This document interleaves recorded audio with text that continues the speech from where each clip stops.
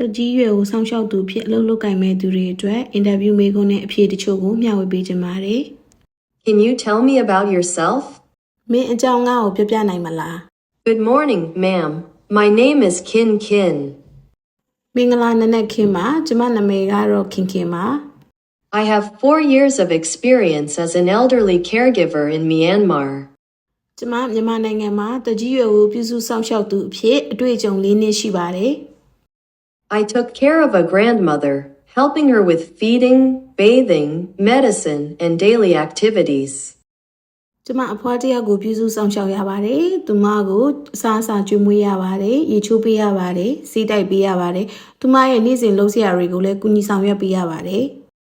I also did housework like cleaning, cooking, and laundry. ကျမအိမ်လုပ်တွေဖြစ်တဲ့တန်ရှင်းရေးအချက်ပြုတ်နဲ့အဝတ်လျှော်တာတွေကိုလည်းလုပ်ရပါတယ် I'm a patient and responsible person who enjoys caring for the elderly.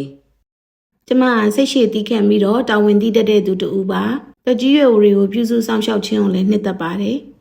ချစ်ရှိပေးတဲ့အတွက်ကျေးဇူးအများကြီးတင်ပါတယ်